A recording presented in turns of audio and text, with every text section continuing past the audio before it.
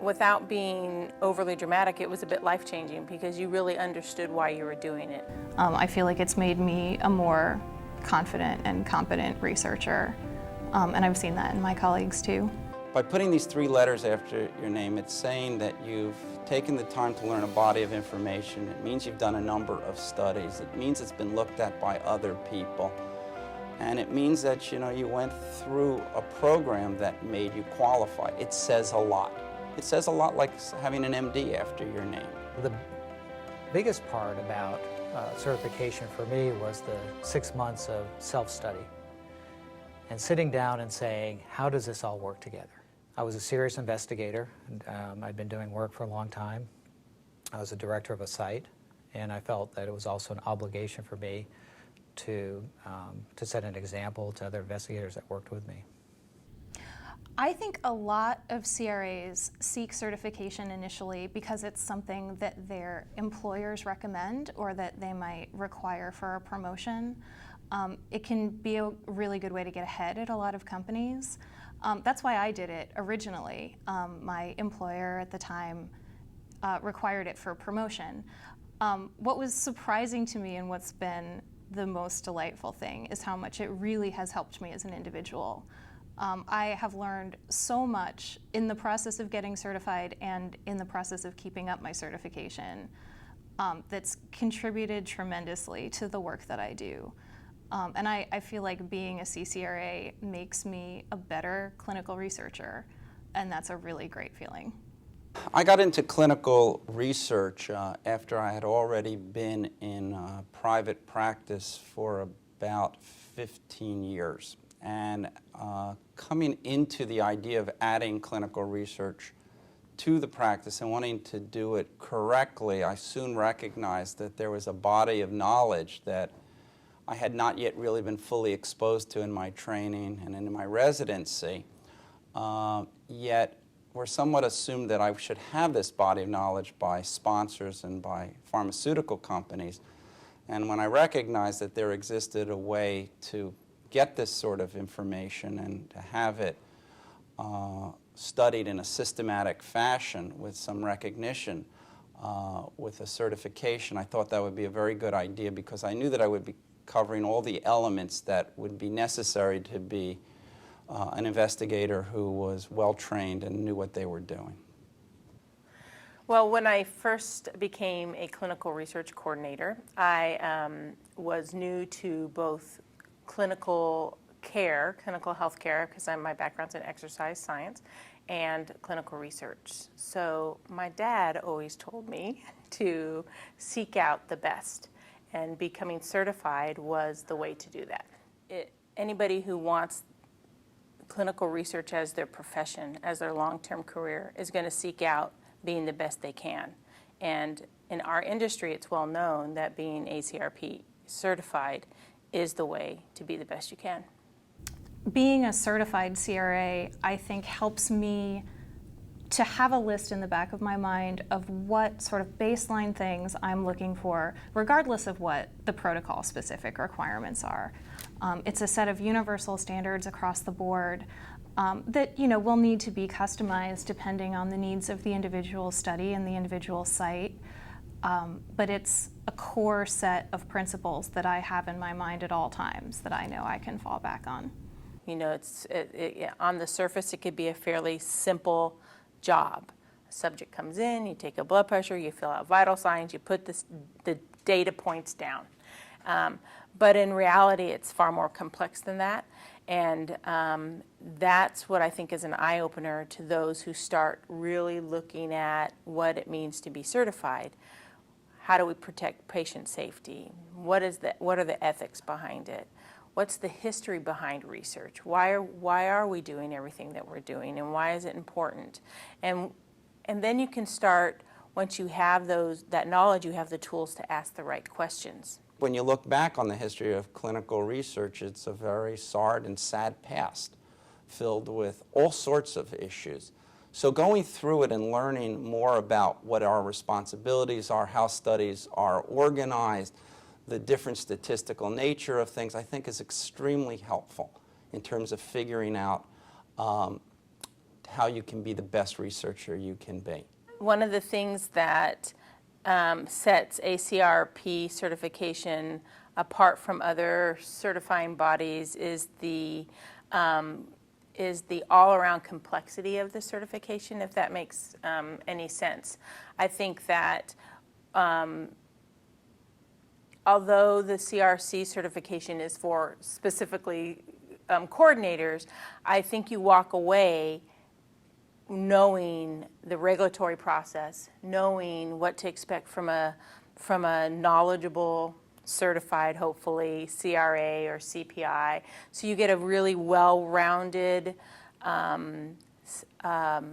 industry perspective. And I'm not so sure that other certification bodies can boast that same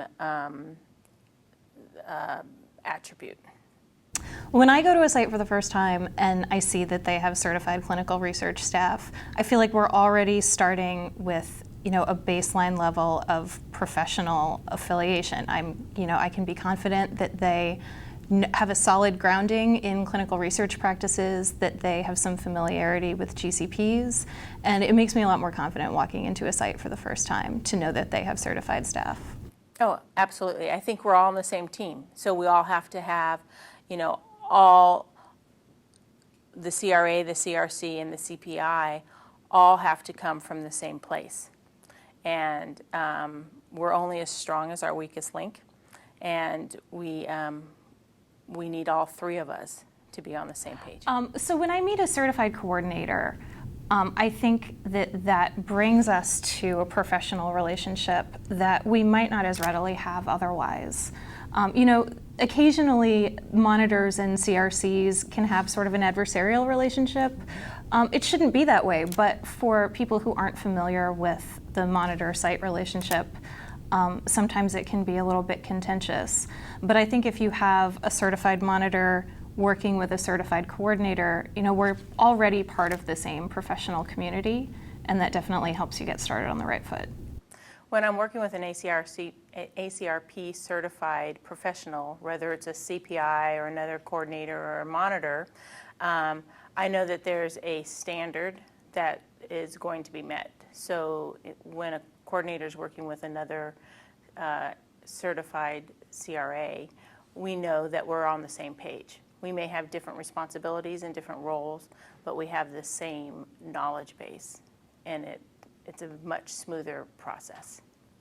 In the past, I've sometimes been in situations where monitors will say or do things which I think go beyond the scope of what I would normally expect them to do.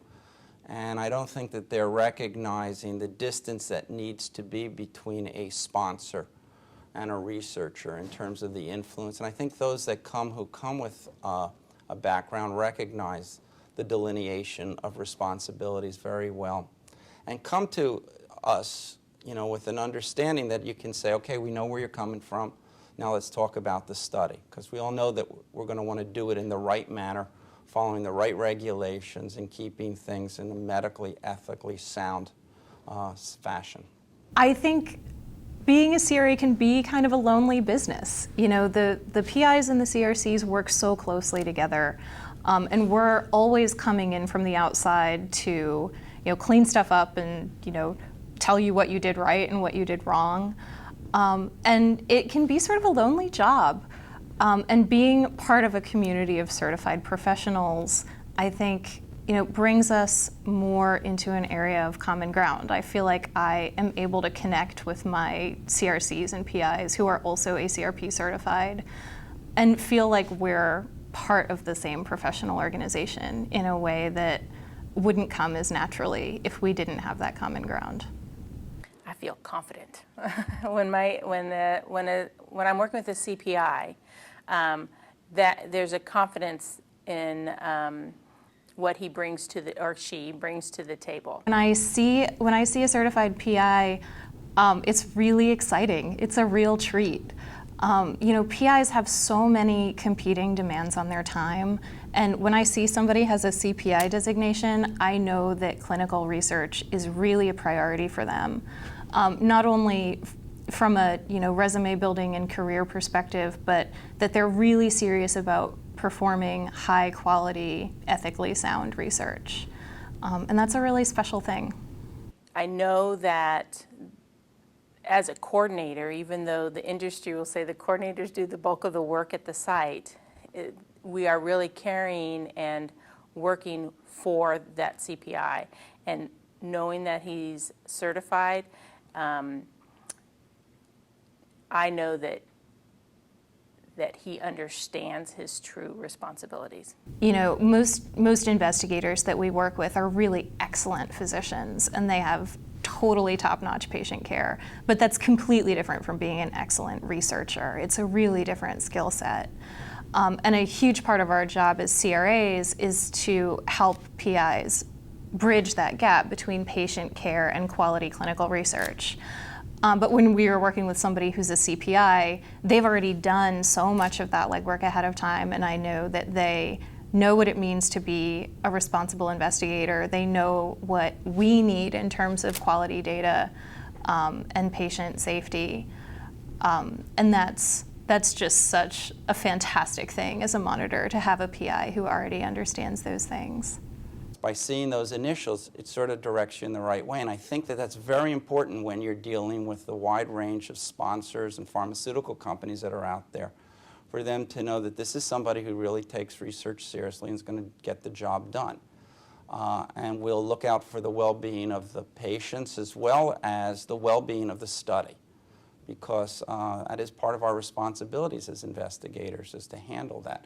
And I think it says a lot. We have actually two study coordinators who are certified, and I feel that that is necessary. I think that no matter how much we as physicians like to be there and to be involved with all aspects of the research, you're just not.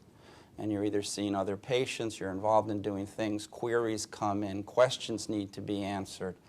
And having coordinators who have that type of body of information and knowledge and recognize the responsibilities that they have and that have been delegated to them really is a very helpful thing. So I think they come in with a quantum leap above somebody who doesn't have that background.